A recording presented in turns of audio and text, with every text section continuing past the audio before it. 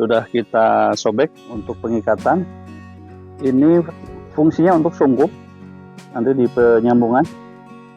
Kemudian ini ada plastik untuk sambungan. Kita gunakan dua jenis, satu yang tipis untuk penyambungan entres muda dengan tunas yang muda. Nah ini dengan ketebalannya lebih tebal. Ini kita gunakan dengan untuk entres yang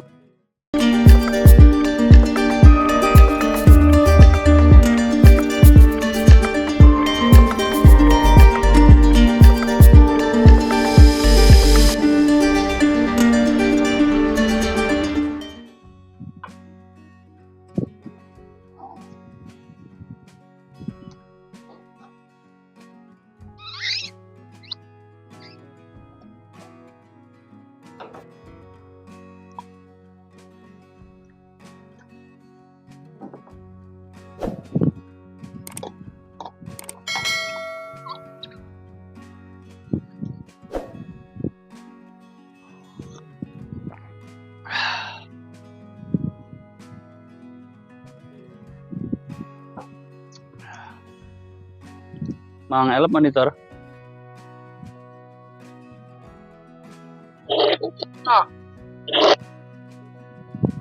Atos di kondisikan Mang Jaja. Mang Jaja terus berangkat, Pak. Oke, mohon.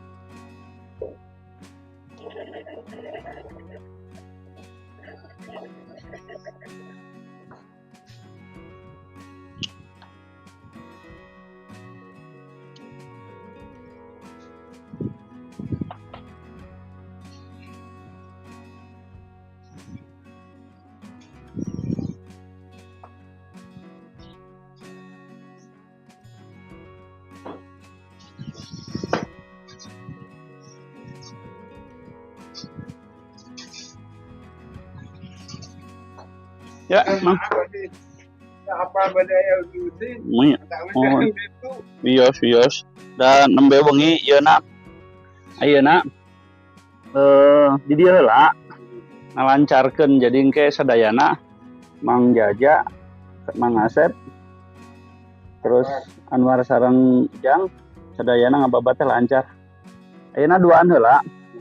Lalaunan wae ulah ieu.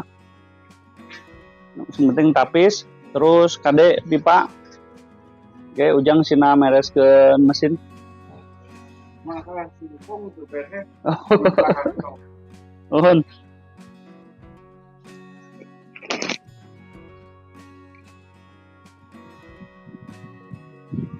Assalamualaikum warahmatullahi wabarakatuh. Pagi ini kita ada di kebun Alpukat Panjalu. Dan pukul 7.20 kita sudah mulai, ada yang babat, ada yang ngoret, ada yang perapihan terasiring, dan saya pagi ini bertugas untuk melakukan penyambungan dari tanaman-tanaman yang sudah kita tebang dan sekarang sudah terubus. Kita top working dengan varietas yang lebih adaptif, lebih cocok di kebun kita.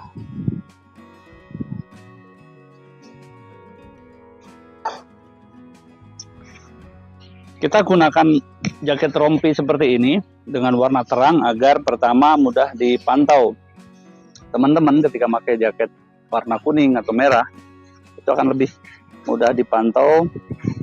Ada kendala apapun kita mudah untuk mengontrol. Yang kedua, kantongnya banyak.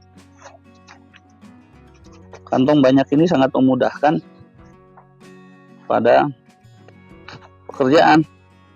Nah, ini adalah kantong plastik untuk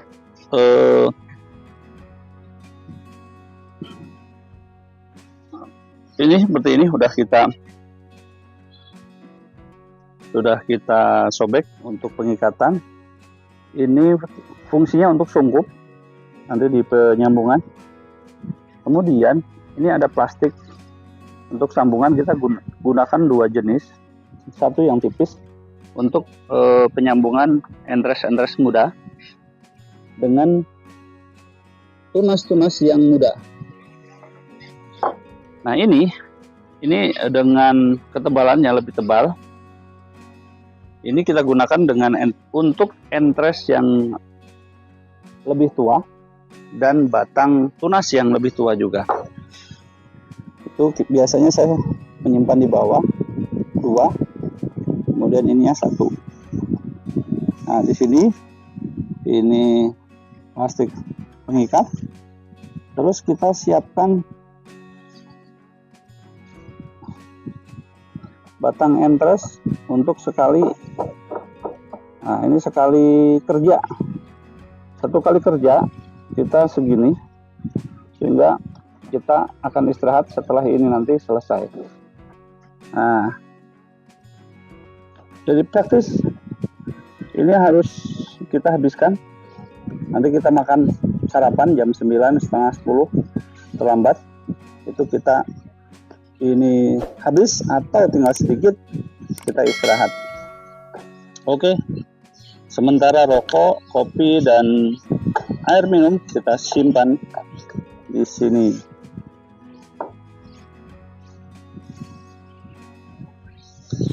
Jangan lupa perbanyak minum air putih.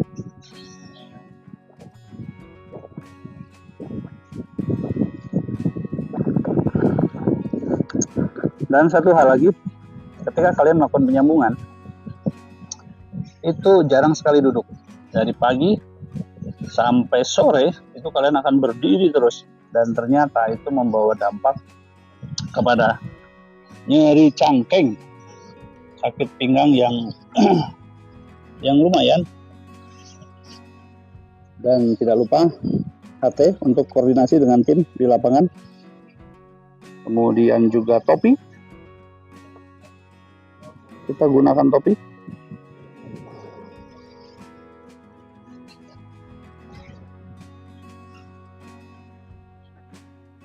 Dan kita siap bekerja.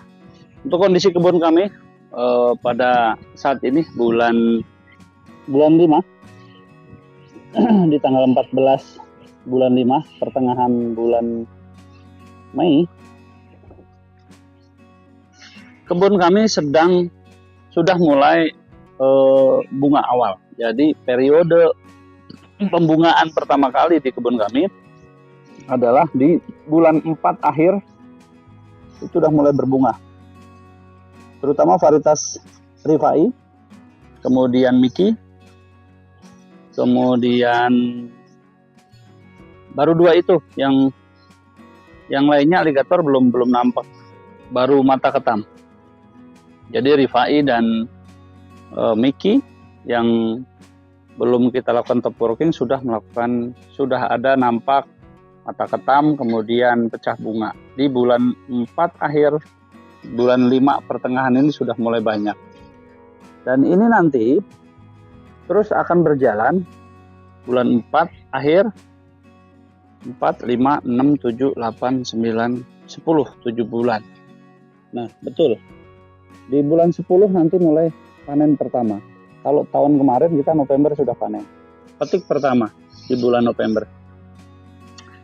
6 bulan karena pengalaman tahun kemarin kami panen itu di bulan November, Desember, Januari, Februari, Maret, April, dan Mei penghabisan.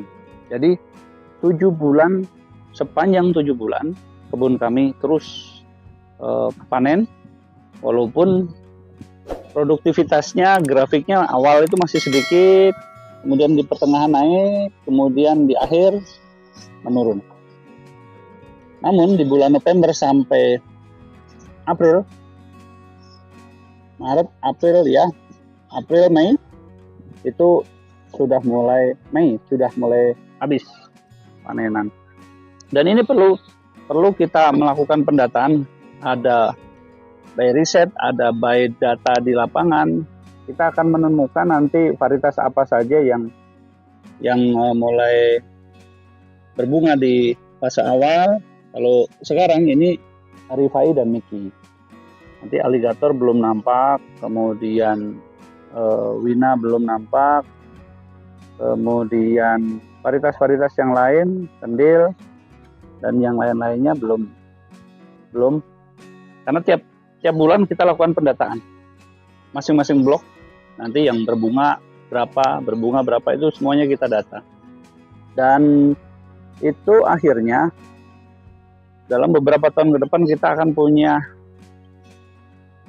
data kondisi kebun kita per tahun, dan itu sangat penting untuk kalian lakukan.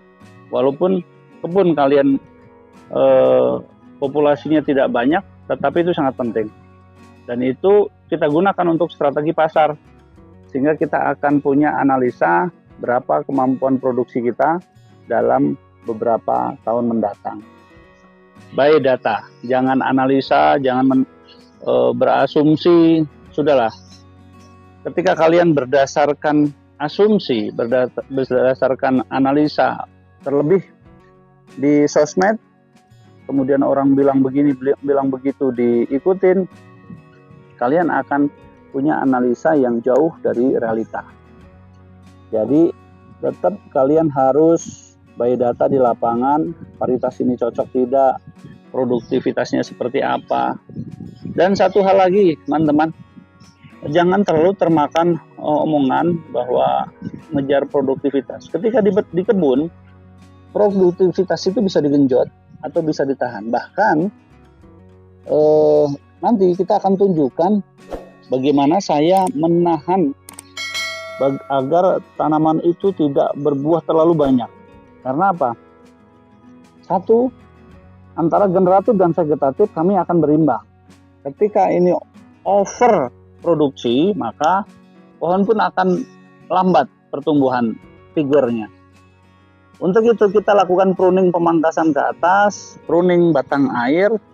Kita akan optimalkan batang-batang sekunder agar kokoh, besar, dan tetap berbuah, tetapi tidak dalam jumlah over, sehingga hasil panen nanti kita akan dapatkan buah-buah yang secara bobot itu super, secara perawatan itu akan optimal.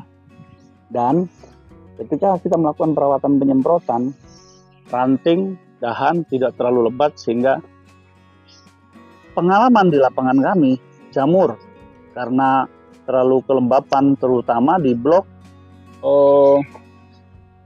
Wina. Di blok Wina itu luar biasa rindang dan kebetulan rapat. Jadi beberapa tanaman di kami sudah mulai menunjukkan jati dirinya, yang pertumbuhannya lebat, kemudian ada juga yang cingkrang, yang nggak mau lebat, maunya ke atas. Satu demi satu rahasia itu akan terungkap, dan insya Allah dengan berjalannya waktu, mudah-mudahan sehat badan kami, panjang umur kami akan terus melakukan, menyampaikan update di kebun kami agar ini menjadi acuan, menjadi pembanding untuk pekebun-pekebun yang lain, sehingga pada suatu saat nanti kita berkebun alpukat sudah seperti di Thailand dan Vietnam, bahwa tidak ada pengetahuan budidaya alpukat itu harus bingung.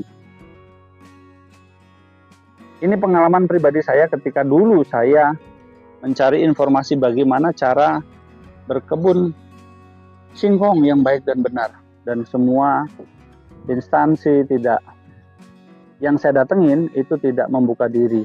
Ada dua, mungkin dia tidak membuka diri, atau juga mungkin dia nggak ngerti apa-apa. Dan alhamdulillah di YouTube ini kita punya kesempatan untuk bercerita tanpa harus melalui birokrasi yang macam-macam. Hanya saja perlu diperhatikan di YouTube itu narasumber atau channel-channel yang memang betul hanya sekedar untuk mencari viewer, atau memang untuk edukasi dan berdasarkan pengalaman-pengalaman yang real di lapangan. So, terus belajar, jangan semangat, jangan kendor, ini bagian dari cerita kecil kami, karena makin tumbuh besar kebun itu makin banyak kesibukan dan waktu untuk konten makin sedikit. Mohon maaf kalau akhir-akhir ini kami telat bikin konten dan memang sedang kondisi. Namun nanti ketika sudah longgar kami akan update terus perkembangan di kebun kami. Salam dari Bang Toy, salam dari Panjalu, semangat terus. Assalamualaikum warahmatullahi wabarakatuh.